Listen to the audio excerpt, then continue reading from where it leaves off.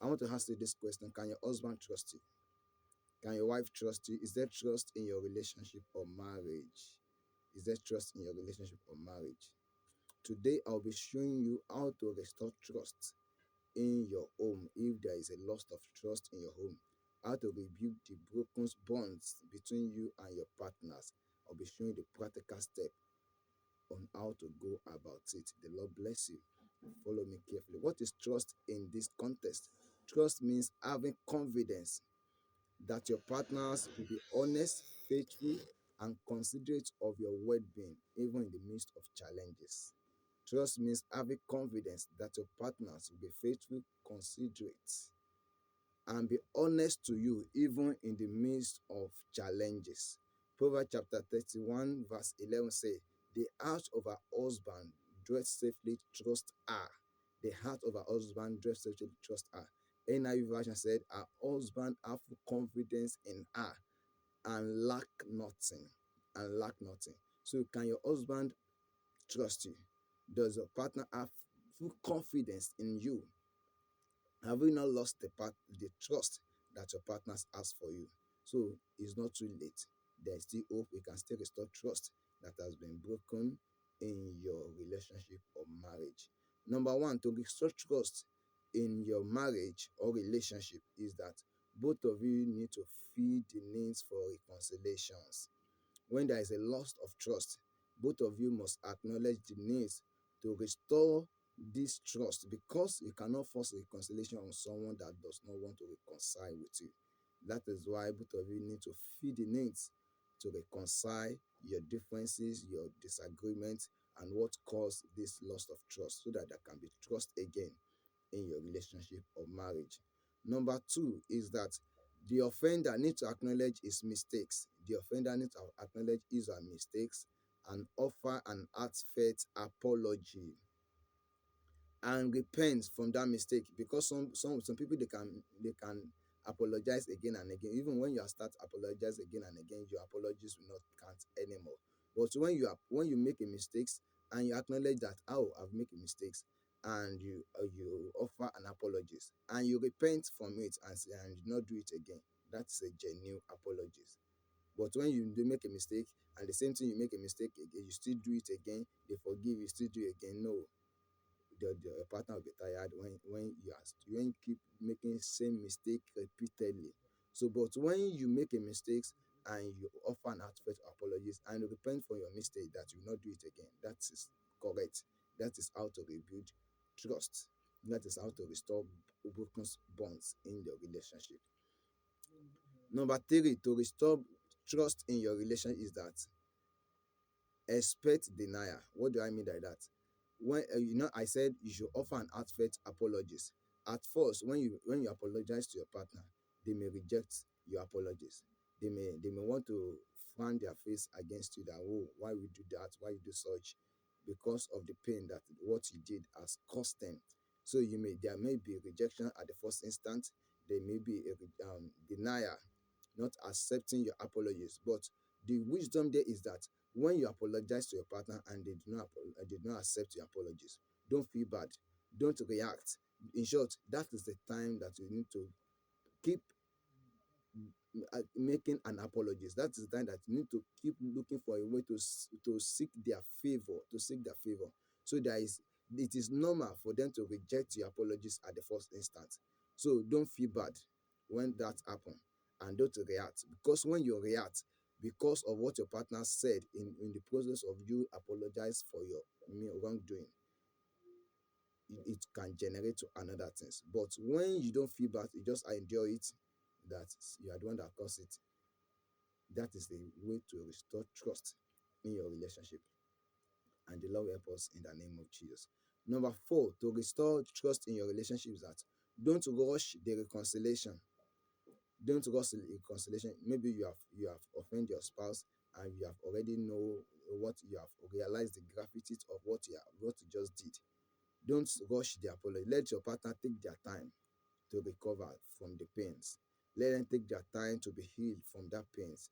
Don't rush that apologies. If you rush it, that apologies may not be the forgiveness may not come from their depths, from the depth of their heart. So that is why don't rush it. If you want a genuine restoration of trust, there is a process. You need to be patient, you need perseverance, you need endurance, you need to be very calm. Don't rush the process. Don't rush the process.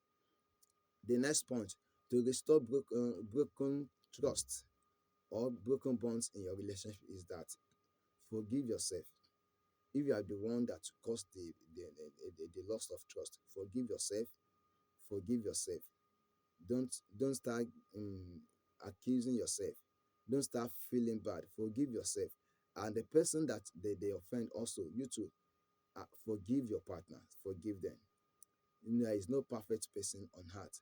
Everybody will keep making mistake, and see how we can adjust so that we don't make keep repeating the same mistake again and again. There is no perfect man on earth. All of us, we are working towards perfections. So forgive yourself. Be healed of your pains. Be healed of your pains. Be healed of your pains. Be healed of your trauma, because this is how trust can be restored in your homes. Because if you do not forgive yourself and you don't forgive your partners, there cannot be genuine trust in your relationship. And any relationship that is no trust, that the features of that relationship is not certain. The future of that relationship is not certain, because every other things rest on trust. In short, our daily lives also comprises of trust. It's also involve trust. When you board a vehicle now, you have a trust in your driver that your driver will take you to your destination. When you enter a motorcycle, you have a trust in that rider that he or she will take you to your destination. That is why you agree to enter that vehicles or motorcycle. So when you sit on a chair, you have a trust in that chair that this chair will not make you to fall down. That's why you sit on it.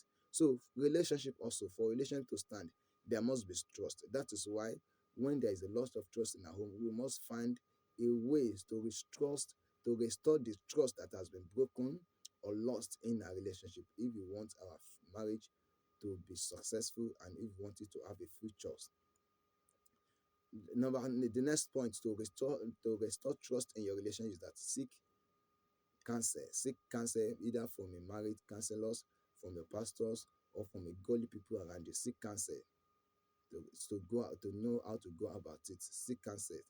Seek counsel. Number six is to restore trust in your relationship. Talk about it. Talk about it. Talk about it. Effective communication is one of the vital keys to restore trust in our relationship. Anything that you see that your partner did that did not like, call their attention to it, talk about it, discuss about it. Communication is the life wire of any relationship. Communication is what make relationship to start. As a matter of fact, where communication stop, that is when that relationship will continue to dilapidated. That is when that relationship continue to have issues. So if you don't want issues to persist in your relationship, talk about everything, discuss about everything. Your husband or your wife is not a mind reader.